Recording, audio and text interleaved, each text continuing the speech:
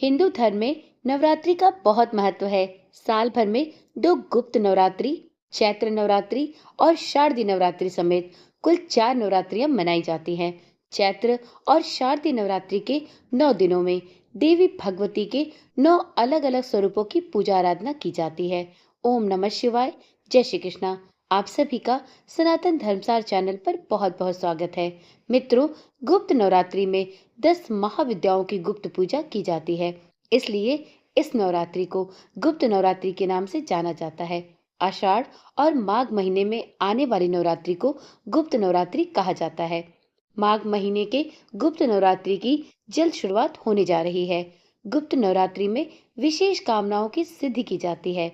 मान्यता के अनुसार गुप्त नवरात्रि में विशेष पूजा से कई तरह के दुखों का निवारण होता है। तो चलिए जानते हैं गुप्त नवरात्रि इस वर्ष माघ माह में कब से प्रारंभ हो रहा है और इसकी घट स्थापना का शुभ मुहूर्त क्या है। दृक पंचांग के अनुसार माघ माह के शुक्ल पक्ष की प्रतिपदा तिथि की शुरुआत 29 जनवरी 2025 को शाम 6:05 पर हो रही है और अगले दिन 30 जनवरी को शाम 4:20 पर समाप्त हो रही है। ऐसे में उदया तिथि के अनुसार 30 जनवरी को माघ गुप्त नवरात्रि की शुरुआत होगी और 7 फरवरी 2025 को इस गुप्त नवरात्रि का समापन होगा। गुप्त नवरात्रि में 10 महाविद्याओं की पूजा अर्चना की जाती है। ऐसी मान्यता है कि काली, तारा, त्रिपुर सुंदरी, भुवनेश्वरी, छिन्नमस्ता, त्रिपुर भैरवी, धूमावती, बगलामुखी, मातंगी और कमला समेत 10 देवियों की गुप्त नवरात्रि में पूजा करने से साधक की सभी मनोकामनाएं पूर्ण होती हैं। वीडियो में अब जानते हैं गुप्त नवरात्रि पर घट स्थापना का शुभ मुहूर्त क्या होगा।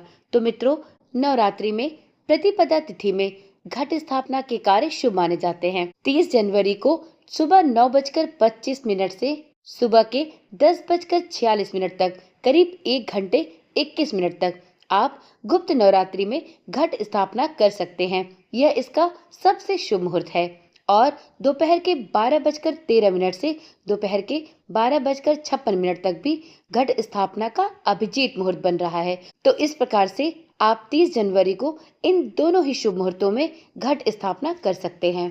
वीडियो में अब जानते हैं गुप्त नवरात्रि में माता की पूजा कैसे की जाती है। तो मित्रों, 9 दिनों के लिए कलश की स्थापना की जाती है। अगर आप कलश की स्थापना कर रहे हैं तो आपको दोनों ही बेला में मंत्र जाप, चालीसा या सप्तशती का पाठ करना चाहिए।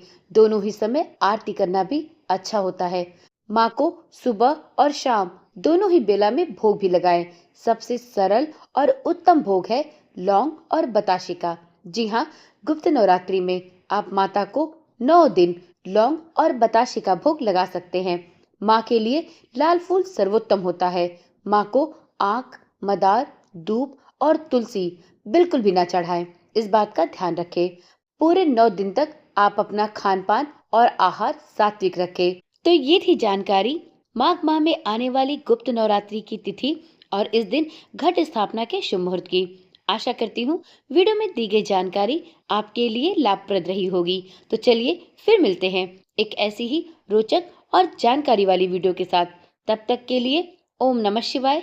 जय श्री कृष्णा। राधे राधे।